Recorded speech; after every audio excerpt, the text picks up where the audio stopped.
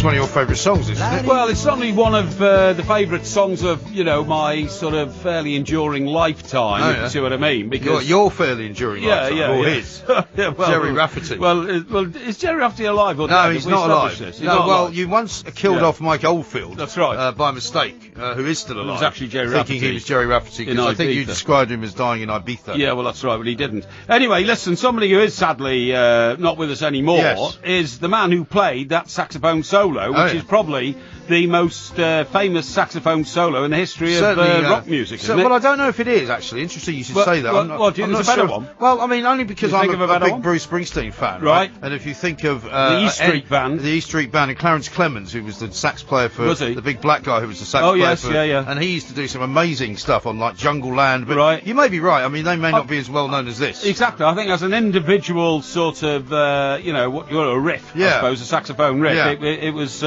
probably the most famous because it lifted the song at every junction, didn't it? Anyway, Jerry Rafferty was also in Steelers Wheel, don't you? I did know that. Yeah, stuck in the middle with you. Stuck in the middle with you. Very much how I feel. Clowns to the left of me, jokers to the right. Here I am, stuck in the middle with you. That's right. Yes, thank you. Don't mention the beef. Don't mention the beef. That's right. But anyway, listen. The reason I have brought that to your attention is the chap who played that was called Raphael Ravenscroft. Okay? Really? That's not easy to say. That it's not Raphael Ravenscroft. Now, Jerry Rafferty, to the day he died, sadly, and he was a great contributor, was earning, in addition to the fortune he made from other things, £80,000 a year in royalties just from people who played Baker Street. Okay.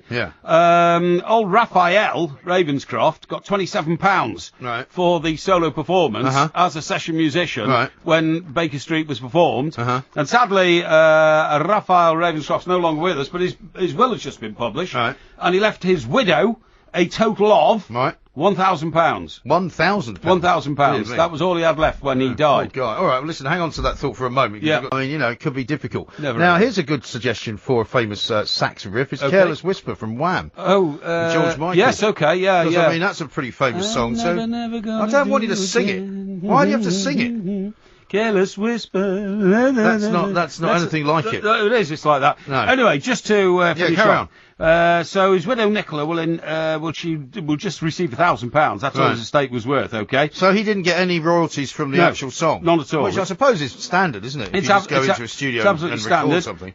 He used to be a teacher at New York College. He used to be a teacher at York College in this country to supplement his income as a session musician. Okay. Yes. And he followed up his success with Baker Street by being invited to work with artists such as Pink Floyd, ABBA, and Marvin Gaye. There you go. So, there's something that's always amazed me. Didn't you meet a great session musician when you were over in New York? I did, yeah. I was in the studios with Steve Lillywhite, where they were doing the new U2 album. Yeah, and there's a guy there whose name is currently escaping me, who's played on every single U2 album that's ever been made, right? And he was a guy sort of in his late 50s. He'd also been on tour with the band, Bob Dylan's band. Yeah. He'd also played on Rumours by Fleetwood Mac. Incredible. He'd also played on Hotel California with the Eagles. I know. And he's this guy who just wanders from place to place. And he's a session musician. He's played really on some of the most famous and successful LPs and I've never heard of him. And that's what I mean. Where does your luck divide? Where if he'd have been in a group like Led Zeppelin when he was about 22, he would now be multimillionaire, fame and all that. Yeah. Same as this guy, if he'd have got into, some band that, suddenly had a string of hits or something like that, and yet